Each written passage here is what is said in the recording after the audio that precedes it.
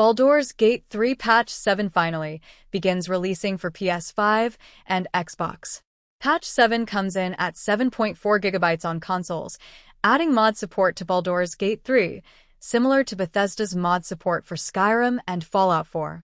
Under the newly added Mod Manager section on the main menu, players can install a variety of mods to change up the gameplay, add new customization options, and even change the designs of the polyhedral dice. At long last, those on PlayStation 5, Xbox Series X/S, and Mac platforms can begin downloading Patch 7 for Baldur's Gate 3. A little under a month ago, Patch 7 went live on PC and notably added mod support amongst a litany of other overhauls. At the time, Larian Studios announced that PS5 and Xbox users would have to wait until October for Patch 7 to come to their platform of choice. Fortunately, this wait in October wasn't a long one, as the gargantuan update is now rolling out. Some mods that are highly recommended on PS5 right now include Double XP, which doubles the rate in which you can gain experience points to level up, finally making it possible to hit level 12 before leaving Act 1. Hair Unlocked, which adds the hairstyles of several unique NPCs into the character creator that weren't originally available, and Adjustable Party Limit, which increases the amount of companions you can have in your party. This makes it easier to unlock all the unique dialogue and reactions from companions while being able to complete their personal quests in one playthrough. As of this moment, Patch 7 is finally live on PS5 and Xbox versions of Baldur's Gate 3. Outside of the base content found in Patch 7 alone, console users are also getting access to Hotfix number 26, which launched in late September, and Hotfix number 27, which just arrived today. This finally brings back all versions of BG3 in parity with one another and will allow Larian to begin building toward implementing crossplay, which is planned to be added down the road. In case you missed the expansive patch notes for Patch 7 of Baldur's Gate 3 originally, you can get a look at everything that this update does by viewing them below. Baldur's Gate 3 Patch 7 Patch Notes. Highlights. Introducing Evil Endings. Brand new cinematic endings for the truly villainous playthroughs. Added our very own Mod Manager, which lets you browse, install, and use mods created by the community. Revamped split-screen gameplay.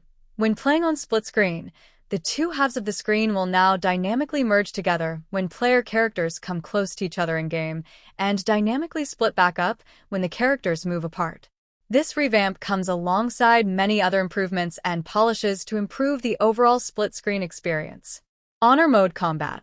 If Dror Ragzlin finds himself inside the spider pit, he'll try his best to befriend the spiders residing there with a new spell called Arachnid Compulsion, so they can band together to fight the real enemy, you.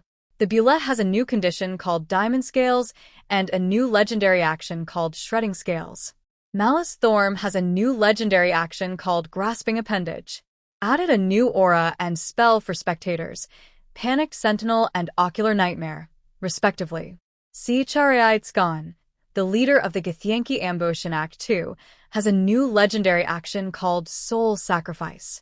Sicharai Harak, the Githyanki leader at the Knights of the Shield hideout, has a new legendary action called Tunaratha's Embrace. Taurus has a new legendary action called Tarian Dogma. UI. Updated the reactions UI so that you only have to toggle the reactions you want to use and then confirm them.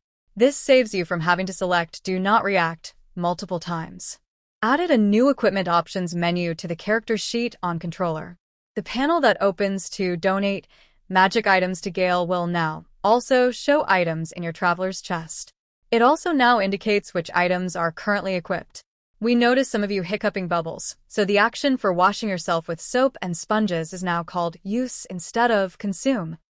Fixed your player character's name getting reverted to Custom during character creation if you moved on to create your Dream Guardian and then went back to edit the player character again. Fix the wrong spell ability showing up when selecting a feat during level up. Art. Added a new loading screen in Act 3, showing the busy streets of Baldur's Gate. Fixed the skirt part of the adamantine splint armor missing for female dwarves. Fixed the adamantine scale mail clipping on large male characters. Gameplay. You can now start custom mode games using honor mode mechanics when starting a new playthrough. You'll be able to do this via the rule set dropdown. The Quatoa that promised to build you an army will now support you in the final battle. Unless they all died in Act 1. The help that the Gondians promised for the final battle will now arrive in the form of a friendly Steel Watcher. Apologies from Zoner Tubin for the delay. The hair color options in character creation will now remain accessible after you choose the bald hairstyle, so that you can continue fiddling around with eyebrow colors. Overhead dialogues that support multiple player characters can now involve characters assigned to different players. They were limited to characters controlled by a single player until now. This means that there will be more banter among player characters in multiplayer games. Group hide will no longer affect summons that aren't linked to the group in the party line. Change the behavior for selecting camp supplies for a long rest. When selecting camp supplies that are stacked, the game now only takes what it needs from the stack.